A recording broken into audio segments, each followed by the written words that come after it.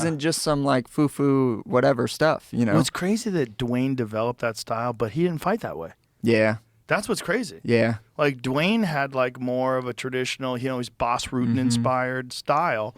And then he realizes like, the best way to fight is actually to constantly be changed. And then he develops this system and, Dwayne's like super focused. I know you know this, but for people who don't know, Dwayne has like a notebook, like fucking just filled with notes, and it's all like he's got systems. This is his life. Yeah, it's not like what Adesanya likes to call button smashing when you're playing a game. Like no, it's very systematic. And TJ, I think, in that Renan Barão fight was the greatest expression of what Dwayne teaches. Yep. Yeah, that was a super amazing fight. Just switching. I mean, just simple little stuff, like it's a lot of striking is just like how coordinated you are. Like that's like a big piece of striking.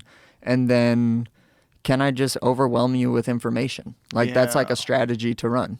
Some people choose like, okay, I'm willing to take a few to like land my big one, That's like a okay strategy. It works for guys like Ilya and stuff.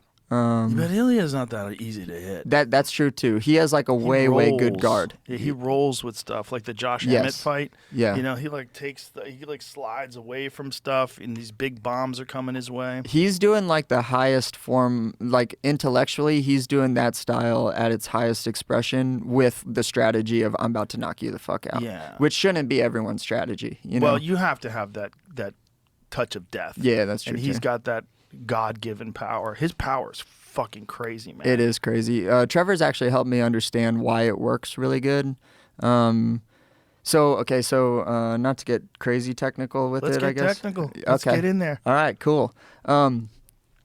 So squared and bladed stances, when you're in a squared stance, you can move really good left to right. That was most of my career, was being like, I came from a basketball background. I know that I'm very quick and agile and I can move left to right really good.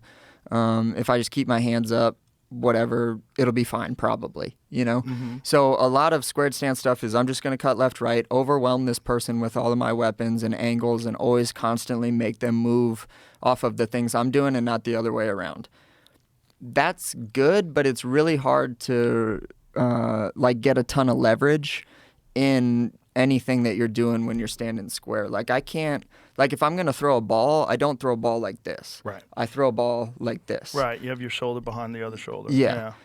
So squared stance is super good for being agile, moving left, right, and overwhelming people with the amount of attacks that you could throw at them. Because also if I'm standing square, all of my weapons are really available for me to throw. Like it doesn't take, like this is faster than this, and just because it's like 6 inches closer or whatever. Right. In a bladed stance, you get a fuckload of leverage because if you watch Ilya, he's always standing like he's about to throw a javelin. And that's pretty much what he's doing is just like, and this is kind of like the science of boxing a little bit, like I said, that Trevor helped me with. So I'm a lot more bladed now than I was because now we're trying to get like some serious leverage on stuff because 5-round fights, moving the entire time, fighting these really good wrestlers, it can get to the point where it's like, it just gets quirky and just like a little bitchy looking, and like, I don't really want to like tap people to victory, you know? Right. For a long time, I would compensate in being like, all right, but I'll have wheel kicks, knees, and elbows.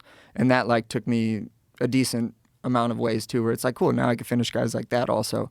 But these bladed stances where you can make a shitload of leverage with them are really cool. I think finding a balance between the two is really awesome. Ilya is like only, and that's just my expression of my martial arts. I want to be like the jack of all trades guys and be able to be like, oh, you're that style. I'll just archetype you in this style. But Ilya is like always ready to throw javelin, and he's really good at closing space with his lead leg. Like he'll like jab, hook, and really creep his lead leg near, and then just bomb a right hand. Because he is a shorter guy, but he never seems like he's having that much of an issue getting super inside. Well, it's going to be interesting seeing him at 55. That will be these interesting. Are much bigger guys. Like, think about Mauricio Ruffi. Yeah, he's a 55er. And he moves good and has leverage. And he's fucking gigantic. Like, yeah. How tall is Ruffi? I mean, he's got to be 6'1", maybe 6'2", and he's 55, and he's not thin. Yeah. I mean, he's lean, but he's not, like, scrawny. He's got muscle. He's Yeah. fucking huge for 55. Yeah. There's some 55. And Ilya, as powerful as he is, he's not that big. Mm-hmm. And it's going to be interesting to see because of this 10 pounds is just like, it's a lot of weight, man. Mm-hmm. You know, it's like when you're dealing with a 155-pound person, it's a significant percentage of your body weight. Especially when everyone's cutting like 30 pounds. I don't know what you roof he cuts, but when I see Yeah. him walking around, he looks like he's 190 pounds. Yeah. Yeah. You know, like Islam's fucking huge. Yeah. He's big, dude. Yeah, yeah. When I interview him in the cage afterwards, I'm always like, how? Really? How are you 155? Yeah. How? I know. How? I know. He's thick as fuck. He's got a giant back. Yeah. And when he gets a hold of guys, it's like he's just got this leverage, this grappling squeeze Mm-hmm. that it's. I remember when he fought Drew Dober. And like when he got Dober down to the ground, I was like, that's a wrap. Yeah. It's a wrap. As soon as he gets on top, and then he starts clamping down and squeezing, and guys are just like, Oliveira was tapping like the moment it was on. He was Yeah. like, fuck this. Yeah, a lot of those really good grappler guys, they're strong, definitely, but they're really strong at closing up all of the space. Like if you let me get an underhook, like I can feel pretty strong. Like even if you're much bigger than me, I'll like make you take a couple steps back, which really shouldn't happen. But if I just close up all of the space, which I think is a big component of being a really good grappler, is being able to be like, nope, that's my space. You don't get that. This, and you're not going to get inside of mine. I can feel strong as fuck, And yeah, those types of guys, they're just so used to being so compact and never letting anyone get inside their arms or wherever it is that they need to get, that it's like impossible to feel like you can move them. Mm-hmm. I feel like there's two types of being strong in grappling. There's being strong in like, I don't let you move me. And then there's strong in, I get to move you really good. And the good guys get to do both. Like if I can grab you and move you really easy, I'll feel really strong. If you grab me and I feel like a rock, I'll feel really strong.